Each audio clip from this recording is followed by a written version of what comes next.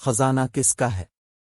Monte درختوں کی دور تک پھیلی ہوئی جڑوں کے درمیان کھدائی کر رہا تھا کہ اچانک اس کی کدال کسی چیز سے ٹکرائی۔ کچھ دیر بعد ایک چھوٹا سا کالے رنگ کا صندوق نمودار ہوا، خزانہ جس کا وہ ہمیشہ سے خواب دیکھتا آیا تھا۔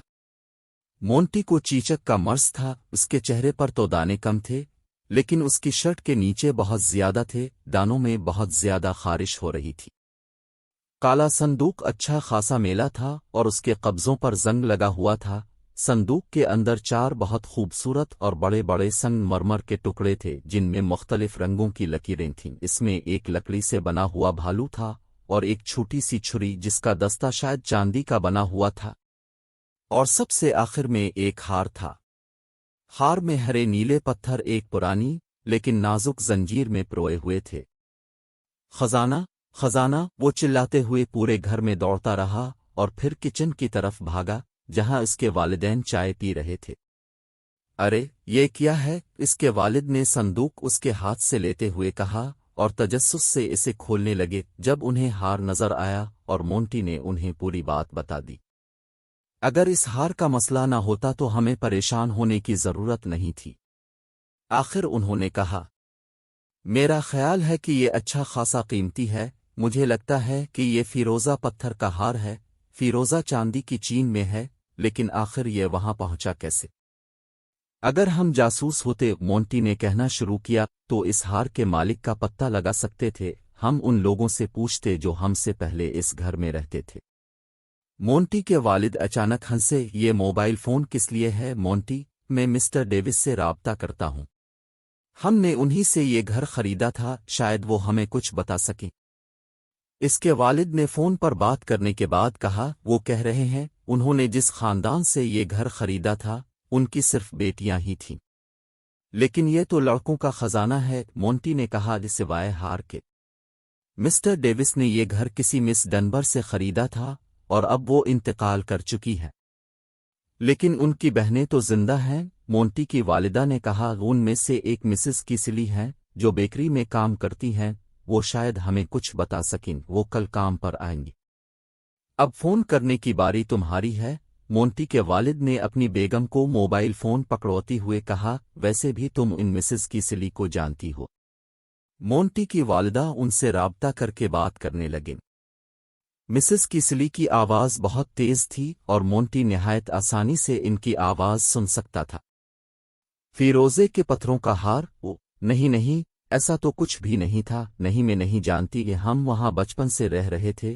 اب مسٹر ملز، ہوراتیو ملز سے معلوم کریں تو شاید کچھ معلوم ہو سکے، بشرطے کہ وہ زندہ ہوں۔ میرے والد سے پہلے وہ اسی گھر میں رہتے تھے، مونٹی کے والد نے اس سے کہا۔ اب فون کرنے کی باری تمہاری ہے، تمہارا جاسوسی کا سارا کام ہم کیوں کریں؟ دیکھو یہ رہا ملز صاحب کا نمبر۔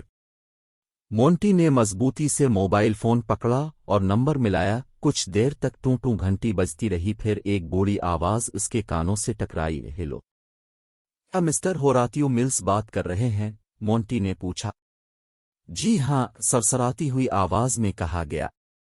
مونٹی نے انہیں بتایا کہ وہ کون ہے اور کہاں رہتا ہے، اور یہ کہ اسے ایک دفن شدہ چیز باغ سے ملی ہے، اس لیے وہ ان لوگوں کو ڈھونڈ رہا ہے جو ان سے پہلے اس گھر میں رہتے تھے۔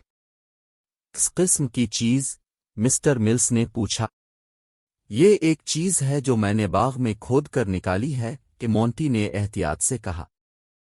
یقیناً، مسٹر ملز نے کہا، مجھے جو ایک چھوٹا سا لوہے کا صندوق ملا ہے، اس میں سنگ مرمر کے ٹکڑے ہیں اور ایک چھوٹی چھری بھی، مونٹی بولا، اور ایک فیروزے کا ہار بھی۔ مسٹر ملز نے تیزی سے کہا، میں ابھی وہاں پہنچ رہا ہوں۔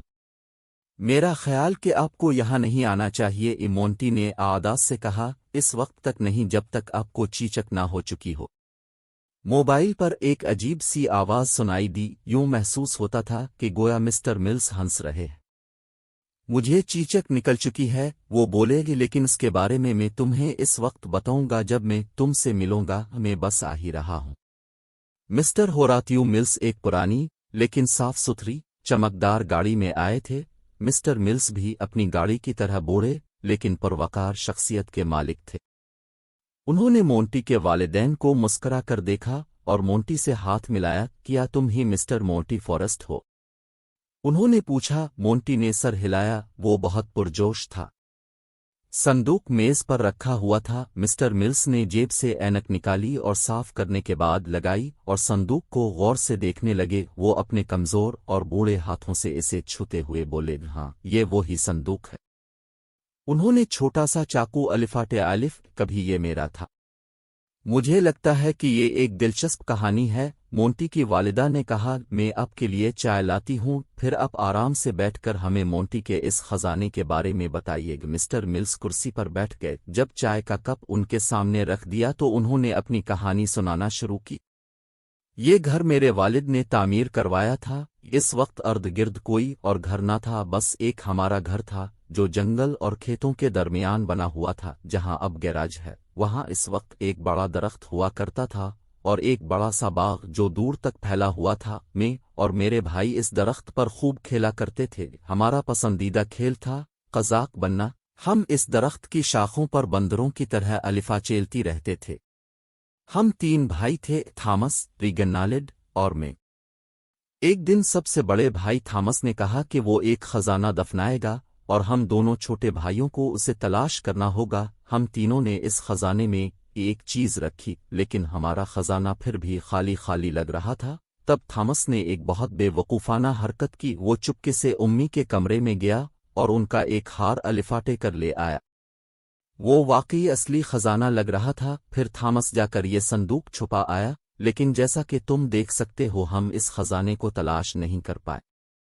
लेकिन थॉमस को तो याद होगा कि उसने खजाना कहाँ छुपाया है, मोंटी ने अलिफालजेती हुए कहा। अगर आप और रीगनाल्ड उसे नहीं भी ढूंढ पाए तो भी थॉमस जानता था कि वो कहाँ। यही तो असल बात है, मिस्टर मिल्स ने मज़े से कहा। थॉमस याद नहीं रख पाया। हमने बड़े दरख्त पर चढ़ते हुए ढूंढने की इब्तिदा की। हमने सोचा कि शायद इसने खजाना यहाँ छुपाया हो। थॉमस भी हमारे साथ दरख्त पर बैठा था। अचानक वो फिसल कर ऊंचे दरख्त से नीचे गिर पड़ा। इसके दिमाग पर शदीद चोट आई। हम सब 1-2 दिन तक इसके लिए बहुत परेशान रहे, लेकिन फिर उसकी तबीयत बेहतर होना शुरू हो गई। पर एक परेशानी हुई, वो ये थी कि वो इस हादसा के बाद वो कोई एक बात भी याद नहीं रख पाया। इसीलिए हम में से कोई नहीं जानता था कि खजाना कहाँ है। ये बाड़ के नीचे बांस के पौधों के दरमियान दबा हुआ था, मोंटी ने बताया।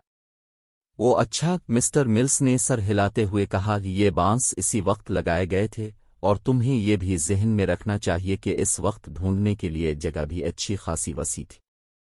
अगर तुम 12 न मानो तो मैं ये हार अपनी पोती के लिए ले जाना चाहूंगा, लेकिन मैं चाहता हूं कि बाकी खजाना तुम अपने पास रखो। मोंटी, ये बहुत कीमती खजाना तो नहीं, लेकिन ये बहुत पुराना है और यादगार है। मोंटी ने एक लंबी सांस ली। मेरा ख्याल है कि ये एक निहायत शानदार खजाना है और बहुत खास भी है। ये एक ऐसा खजाना है जिसे बहुत सालों पहले कुछ लड़कों ने छुपाया था। अगर आज मुझे कभी कोई खजाना यूं दफनाना पड़े तो वो भी इसी किस्म का होगा। उसने मुड़कर पहले अपने वालिदैन को और फिर मिस्टर मिल्स को देखा। और ये भी कितनी दुख की बात है कि इस वक्त जब मुझे चीचक निकली हुई है, मिस्टर मिल्स, मैं डरता हूं कि ये कहीं आपको ना लग जाए।